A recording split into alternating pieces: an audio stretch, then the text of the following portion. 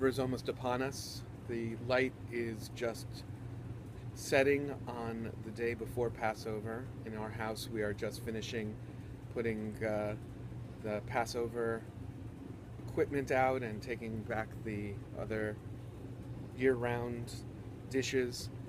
It reminds me of something that I think is a real paradox about the Passover holiday, which is that on one hand, it's supposed to be a time for thinking about our freedom and our leisure, the idea that we aren't slaves. And on the other, there is no holiday that feels like it is so urgent in terms of the way that we keep it, especially as we have our tradition that people are much more strict during Passover in terms of their preparation and what they do, and the time the clock just ticks before the Seder, but also in terms of the message itself. The first Seder was not a time of leisure. The first Seder was a time of haste, and we are told that the Israelites were supposed to eat that Seder standing up, holding a staff, with their shoes on and with their belts girded and ready to go. And of course, the matzah itself, it's a story of the bread that didn't have time to rise. They left in such haste, as we know the story, that the sun beat down on the unbaked loaves and made them into matzah. And yet leisure is not something we just have as a small idea. It's actually something built into the Seder as well. As we know, one of the four questions is, why on this night do we recline? This is a night for eating not only like free people, but physically stretching out. And it was possible that the model of the Seder was based on the symposium, where the Romans would relax on couches, a very relaxed and leisurely approach to the conversation about freedom. So which is it? Is it a holiday of urgency or a holiday of leisure and reflection? And I think that's the beauty of the Seder, that it has both elements in it.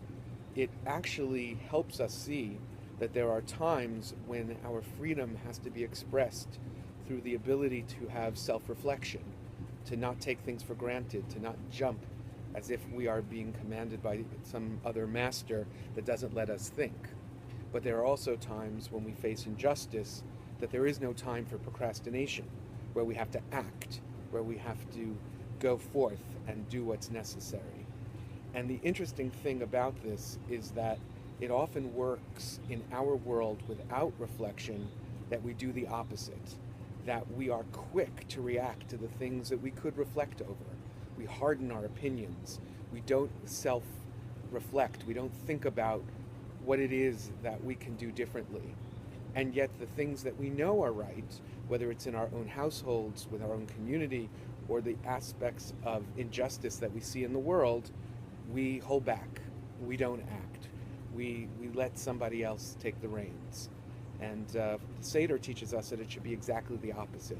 That left to our own devices, we procrastinate when we should act, and act when we should reflect. But in the Seder, we understand that the essence of freedom is having the opportunity to truly think about the things that we might otherwise take for granted, to open ourselves up to other ways of thinking, to challenge ourselves. And yet, when we do see something that must be acted upon, to do it with urgency. I hope that this Passover, even as it comes quickly and always comes faster than we expect, is a time that we have a chance to lean back and reflect as well on our freedom, and of course on the joys that we have around our table, the gratitude that we have for what we have, and the true gift that we get to celebrate every year.